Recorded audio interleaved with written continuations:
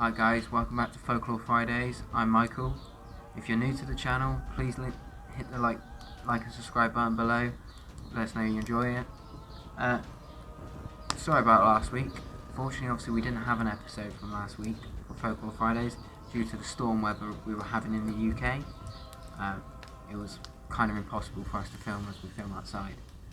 But without further ado, you're here for a folklore video. Let's talk about folklore. Today we're going to talk about sea folklore, or the folk at sea, sea shanties, or sea stories, whatever you call them, myths about the sea. We're going to go through some of the ones which are connected, stuff like the Kraken, the ones which are a bit more unique to like the Western world in Davy Jones. Again, with all these videos we do, we want to hear from you on your own personal folklore tales from where you are around the world. Because I know Polynesians have different tales I'm not really familiar with. Every culture around the world has their own tales, especially if you come from a town close to the sea. So we're just going to break down a few of the more modern ones, or the ones everyone knows about. To start off with, the Kraken.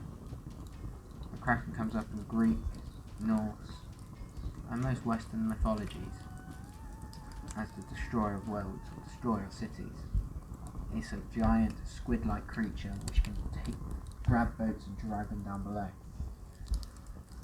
Obviously, if you've been in Pulp Fiction, you've seen it in Clash of the Titans, where they have to get Medusa's head to stop it from destroying the city.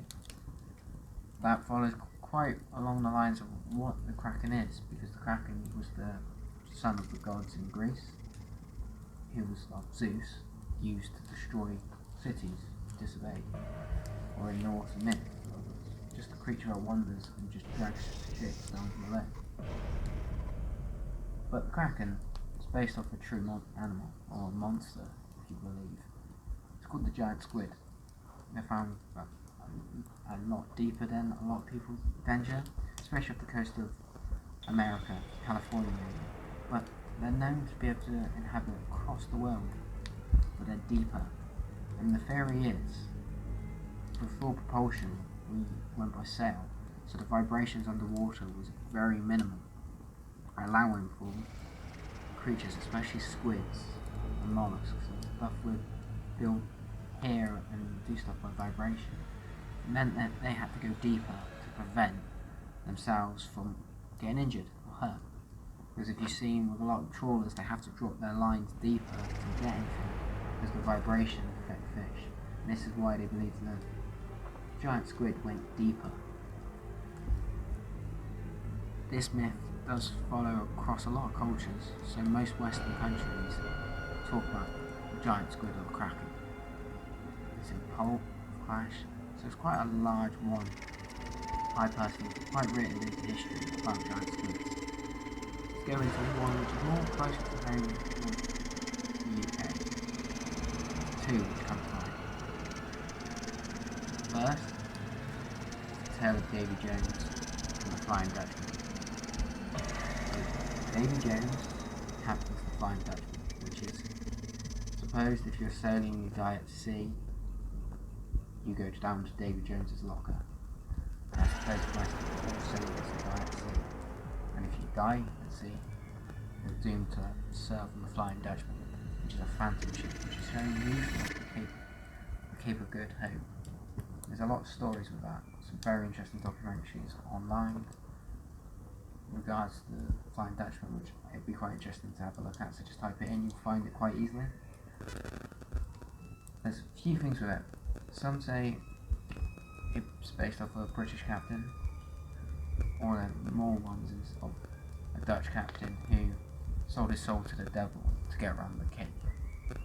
This is the one which is a bit more culture, because there's a film based on it.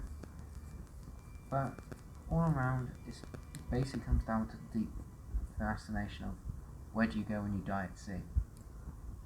You go to the locker, you serve on the Flying Dutchman.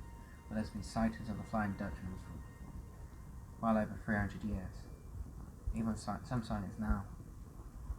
But this was a bit more towards Western, like seafaring nations. I haven't really heard much from other nations. I think this is coming more to like the times of the days where trade ships would go across the world, sailing ships, like man of wars, warships, exploration ships, and it's a bit of a fear of the unknown of what happens, and that so many ships go missing, right? It falls into that category. The next one is a biblical story, but holds real truth to it. Even now, a lot of people say sailors are still superstitious and stuff. It's about Jonah and the whale, where Jonah was cursed and it meant bad things happened to their ship. So what did the crew do? They threw him overboard and were swallowed by the whale, and their luck ended. This holds a lot true because sailors are still very superstitious. So if they think there's a Jonah amongst them, there's a lot of issues. A good example of this in culture is in the film Master and Commander, where they believe one of the crew is a Jonah, and because he's on watch when they see the Phantom ship. There's a load of level things. It's a very good film to watch, and it causes the man to kill himself because he can't take it. But this is quite true to this day. A lot of people still believe in Jonahs, people who cause bad luck and bring bad luck to the ship for God knows what reasons. But it's reigned true in folklore and history, and especially at the sea, where you rely a lot on luck. There's still navigation, but you don't know what's around the corner, a storm, run aground. More and more with more electronic stuff, we can predict, but there's still a hint of unknown. I'm not sure. As they say, only 30% of the world's ocean has been discovered. So that plays into the Jonah myth. Onto one which obviously everyone knows, the mermaids, or sirens. Many different names for them. These are creatures who lure men, sailors, men or women, into the sea or onto rocks. This is a very well-known legend of the sea, and of beautiful women, half man, half human, half fish, who entice sailors into the water and then they drag to their depths or onto rocks. There's a really weird thing with this, because some people say it's sea manatees, and after a long period of time, people being on the ship, they stopped seeing the difference. But there's a lot up to debate if you think they're real or what, and it's quite interesting to look into. And the final one we're going to talk about today, before I go into some of my opinions and what I think about the sea in general. And it's one which a lot of people don't really believe in. It's a term called ghost ships. Ghost ships are missing ships which appear out of nowhere with no crew. People say if you go onto the ghost ship, you'll never come off, as it's like they're looking for a new crew. Good examples of modern history, or not even modern history.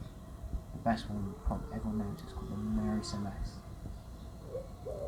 This was a Portuguese ship which appeared off the coast with no crew, and no one knowing where the crew was. But they're ranging to this day. Ships go missing in places like the Bermuda Triangle, Devil's Triangle near near Taiwan. These are little areas where ships disappear. Ships disappear daily. And that's because so vastness of the ocean is so much undiscovered. You can't track all the ships. It's like in land, there's still places where you can disappear, but it's more prevalent at sea. But this fifth myth of the ghost ship is they disappear when a new crew gets aboard. It's like they're dawned to haunt the oceans to find a new crew, and their crew they've left aboard turns into some monsters. That's quite a weird one I've looked into, which is quite interesting to see. Finally, before we go to the final part of the video, I'm going to talk a little bit about my opinions on it. My opinions on sea, if you've ever been at sea or even on a ferry, the way the fog will engulf a ship makes you very uncomfortable. It makes you see where a lot of these legends come from, like the fog, like disappearing. And until like the last 60 years, there's always been a calculated guessing to navigation at sea. Like compasses, certain parts of the world there's a lot of magnetic rocks below which will cause compasses to go haywire. That can't be explained. So there's so much underneath the ocean we don't understand, which develops all these fear of the supernatural, superstition, and that's why to this day sailors are some of the most superstitious people out there. Some people might disprove this, but from every sailor I've spoken to, family members I know, they are still superstitious, and that's because of the unknown. And that's why I like to discuss with you guys. What's your opinions on these? Like, the brilliant ones to talk about is the Devil's Triangle and the Bermuda Triangle. What do you think happened there? I have my own theories, and if you guys want us to make a video on it, please let us know down below, and we can look into it and make a video on it. But overall, with the sea, there's so much still to discover and understand.